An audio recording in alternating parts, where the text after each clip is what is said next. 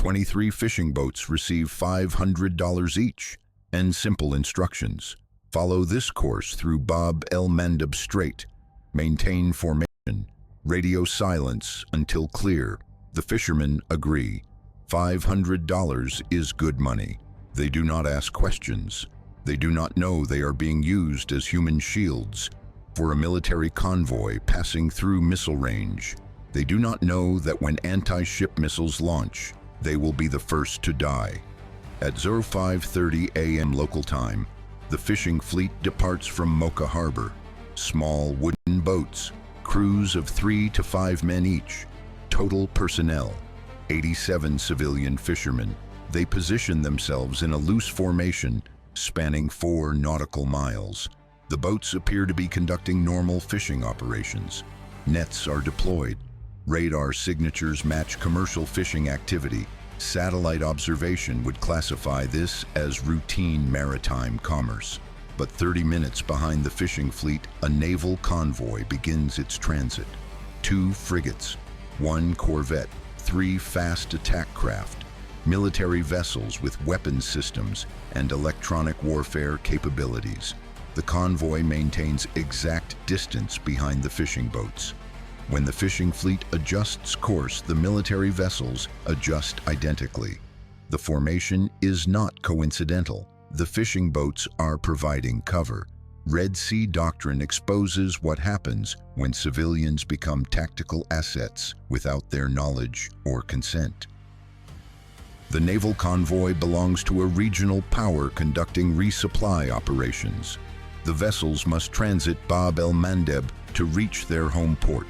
Intelligence indicates hostile forces have positioned anti-ship missiles covering the strait.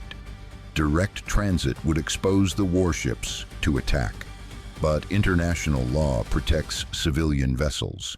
Firing missiles at fishing boats creates political complications, so the tactical calculation becomes simple. Use civilians as shields. If missiles launch, they hit fishermen first. The delay gives warships time to activate defenses. Some fishing boats will be destroyed. Some fishermen will die, but the military vessels will likely survive. Cold mathematics of asymmetric naval warfare. The fishing fleet enters the narrowest section of Bab el-Mandeb at 07:15 a.m. The boats spread across the shipping lane. Behind them, the military convoy matches their speed. 12 knots. Slow enough to maintain formation, fast enough to complete transit before defensive posture becomes obvious. Coastal radar stations observe the formation. Analysts see fishing boats in normal pattern. The military vessels blend into the radar clutter created by the civilian craft. Target identification becomes difficult. Which radar returns are fishermen? Which are warships? The confusion is intentional. Trade routes, missiles, and war. Sea Doctrine. Hostile forces monitoring the strait face immediate tactical dilemma. They know military vessels are transiting. Intelligence reports confirmed the convoy departure, but satellite imagery shows only fishing boats in the engagement zone. The warships are hidden among civilians. Firing anti-ship missiles risks killing fishermen and creating international incident. Not firing allows enemy naval vessels to pass unmolested. The decision must be made in minutes. Missile batteries have narrow engagement windows. The convoy will clear the strait in 90 minutes.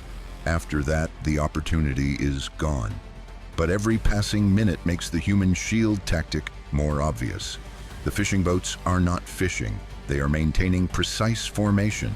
Their course matches known military transit routes. The pattern reveals the deception. At 07:42 a.m., coastal defense forces make their decision. 2 anti-ship missiles launch from concealed positions. The weapons are targeted at the center of the formation, where military vessels are calculated to be. Flight time to target, 4 minutes. The missiles are subsonic, radar-guided, programmed to strike the largest vessels in the formation. In theory, they should pass over or around the small fishing boats and hit the warships behind. In theory, the lead missile acquires its target at 40 kilometers range. Radar return shows a vessel matching frigate characteristics. The missile commits to terminal approach, descending to sea skimming altitude. Final guidance activates. But the largest radar return in the engagement zone is not a frigate. It is a fishing boat towing nets. The vessel's wooden hull and deployed fishing gear create a radar signature larger than expected. The missile guidance system cannot distinguish between a fishing boat with nets and a warship. It locks onto the largest target available. Impact occurs at 07:46 a.m. The fishing boat Fatima al-Zahra explodes. 4 crew members killed instantly. Debris scatters across 300 meters. Burning fuel spreads across the water. The missile's 300-kilogram warhead was designed to penetrate naval armor. Against a wooden fishing boat, the effect is total destruction. Nothing survives. 23 fishing boats are now 22. The military convoy immediately changes formation. Electronic warfare systems activate. Radar jammers create false targets. The warships accelerate and begin evasive maneuvers. The human shield has served its purpose. One fishing boat absorbed a missile meant for a frigate. The tactical exchange is considered acceptable by whoever planned this operation. One fishing boat lost. 4 civilians dead. $500 paid. The warship survived. Do you think using civilians as shields is a war crime? Comment Y or N. The second missile adjusts based on updated targeting data. It ignores the fishing boats and locks onto confirmed military vessel, a corvette executing evasive maneuvers. The warship's point defense systems engage. Close-in weapon system fires 300 rounds in 8 seconds. The missile is hit 700 meters from the ship. Detonation in midair. Shrapnel peppers the corvette's superstructure. Minor damage. No casualties. The corvette survives because the first missile was wasted on a fishing boat. The tactical calculation worked exactly as planned. Surviving fishing boats scatter in panic. The fishermen now understand they are in a combat zone. Radio silence is abandoned. Distress calls flood maritime frequencies. Boats flee in all directions. Some head back toward Mocha. Others race for Djiboutian waters. 3 boats head directly toward the military convoy, seeking protection from the forces that just fired missiles near them. The irony is not lost on naval observers. Civilians seek safety from the military that used them as bait. The convoy maintains course. No assistance is offered to the scattered fishing fleet. No rescue operations for the crew of Fatima al-Zahra. The warships must complete their transit before additional missiles launch. Mission priority overrides humanitarian obligation. This is the calculus of human shield tactics. The destroyed fishing boat creates immediate intelligence value. Wreckage location confirms missile launch point. The warship that was protected by civilian sacrifice now has targeting data for counter-battery fire. Naval guns range the coastal position. 30 seconds later, shells impact the suspected missile site. Counter fire is accurate. The missile battery is destroyed. The tactical sequence is complete. Fishing boat dies. Missile wasted. Warship survives. Counter battery eliminates threat. From a military perspective, the operation is successful. From a humanitarian perspective, it is atrocity. Sea Doctrine examines where the line exists between legitimate military tactics and war crimes. International humanitarian law is clear. Civilians must not be used as shields to protect military objectives. Deliberately positioning civilians to deter attack violates Geneva Conventions. Using civilian vessels to screen military movements constitutes perfidy. These are established legal principles, but enforcement is nearly impossible. The fishing boats were not physically forced to participate. They were paid. They accepted the money. They followed the course. Can you prove they were deliberately used as shields? Can you prove the military convoy intentionally positioned itself behind civilian craft? Without communications intercepts or direct testimony, the legal case is weak. The fishermen who might testify are dead or traumatized. The naval officers who planned the operation will never admit intent. Deniability is built into the tactic. Plausible coincidence protects against war crimes prosecution. This is why human shield tactics proliferate. They work, they provide tactical advantage, they are difficult to prove, they are rarely punished. Red Sea Doctrine shows you the ugly reality of modern naval warfare, where civilians are tactical tools. The convoy completes its transit without further incident. All military vessels reach their destination. Mission accomplished. Casualty reports list 4 civilian fishermen killed, 1 fishing boat destroyed. Compensation will be paid to families, $5,000 per death, $20,000 for the boat. The money is paid quietly, no publicity, no admission of responsibility, just cash payments that make the problem disappear. The fishermen who survived receive their promised $500. Most donate it to the families of the dead. The money feels like blood payment, like they were accomplices in the deaths of their colleagues. Some fishermen refuse payment entirely. Others take it because $500 is still $500 and poverty does not respect moral complications. None of them will accept similar offers again. Word spreads through the fishing communities. Do not take money to follow strange courses. Do not participate in operations you do not understand. The price might be your life, but poverty is a powerful motivator. Next time the offer comes, there will be fishermen desperate enough to accept. The tactic will work again.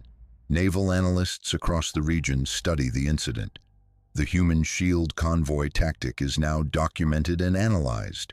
Some navies condemn it. Others add it to their tactical playbooks. The asymmetry is appealing. Civilian vessels cost nothing to employ. They provide radar clutter and legal protection. They absorb enemy fire. They complicate targeting decisions. From a purely tactical perspective, human shields are highly effective. The moral cost is someone else's problem. Intelligence services attempt to attribute responsibility. Which nation planned the human shield convoy? Which commander gave the order? Which tactical doctrine authorized using civilians as shields? The investigation hits immediate walls. The naval vessels operate under flags of convenience. The fishing boats were hired through intermediaries. Money changed hands in cash. No paper trail. No radio communications ordering the tactic. No documentary evidence. Just 23 fishing boats that happened to be in front of military convoy that happened to be transiting at the same time. Coincidence is legally defensible. Intent is unprovable. The war crime goes unpunished. Red Sea Doctrine reveals the pattern. This was not the first human shield convoy. It will not be the last. Satellite imagery analysis shows similar formations in previous months. Civilian vessels screening military movements, fishing fleets coincidentally positioned along naval transit routes, commercial ships maintaining formation with warships. The tactic is systematic, it is doctrine, it is being employed regularly. But who controls this sea? A. U.S. and allies. B. Regional powers. C. No one. International organizations issue statements condemning the use of civilians in military operations. The United Nations calls for investigation. Human rights groups demand accountability. Statements are released. Resolutions are proposed. Nothing changes. The tactical advantage of human shields outweighs diplomatic pressure. Regional powers continue employing the tactic because it works. Until there are consequences, nothing will stop it. But what happened inside the shipping corridor shocked commanders. 3 weeks after the Fatima al-Zahra incident, Another fishing fleet assembles in Mocha Harbor. 20 fishing boats. Cash payments distributed. Course instructions provided. The fishermen accept, despite knowing what happened, despite understanding the risk, because $500 is $500. Poverty overrides fear. Desperation overrides caution. The cycle continues. This time, Western naval forces are monitoring. Intelligence predicted the tactic would be repeated. Surveillance assets are positioned. When the fishing fleet departs, a destroyer moves to intercept. The warship broadcasts warnings on all maritime frequencies. Attention fishing vessels, you are being used as human shields for military convoy. Evacuate the area immediately. The fishing boats ignore the warning. They do not believe it, or they cannot afford to believe it. $500 is already spent. Families are counting on the income. Turning back means losing the money and facing whoever paid them. The fishermen continue their course. The military convoy follows behind them exactly as before. The destroyer faces impossible decision. Fire warning shots near fishing boats to force them to disperse? That risks hitting civilians. Allow the convoy to pass using human shields again? That legitimizes the tactic. Board the fishing vessels and physically remove the fishermen? That is piracy under international law. Every option has legal and moral complications. The destroyer takes no action. The convoy passes. The tactic succeeds again. Red Sea Doctrine examines the failure of international law to address asymmetric tactics. Legal frameworks assume rational actors who follow rules. They assume nations value their international reputation. They assume moral pressure creates compliance. But when survival and strategic advantage are at stake, rules become optional. Reputation becomes expendable. Moral pressure becomes noise. Navies will use human shields because they work. Fishermen will accept payment because they need money. Missiles will kill civilians because weapons do not distinguish intent. The Red Sea becomes a laboratory where humanitarian law is tested and found inadequate. Naval warfare evolves faster than legal frameworks can adapt. Human shield tactics are centuries old, but modern technology makes them more effective. Radar clutter from civilian vessels is denser. Target identification is harder. Precision weapons are wasted on fishing boats.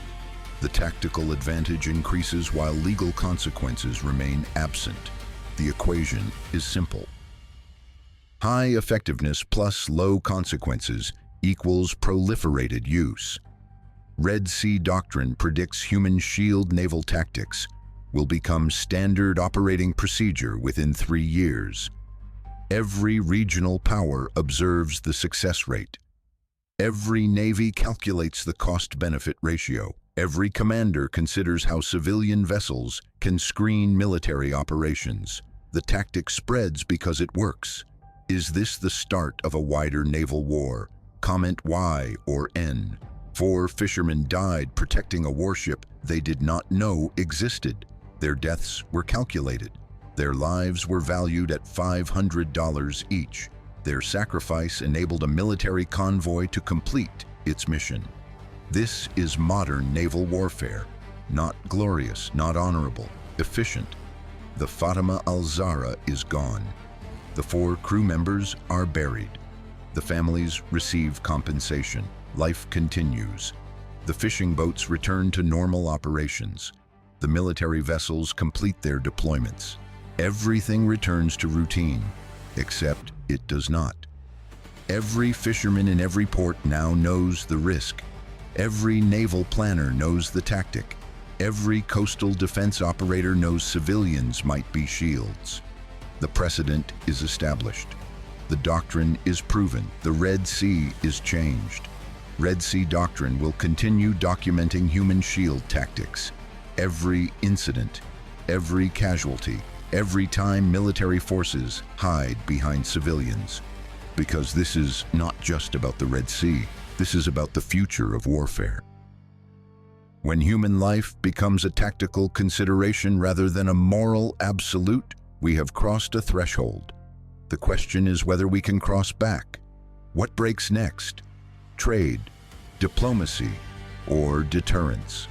Will international law adapt to punish human shield tactics, or will moral frameworks continue failing? Can navies operate ethically in asymmetric environments, or has warfare permanently abandoned humanitarian principles? Subscribe to Sea Doctrine, where sea power decides everything.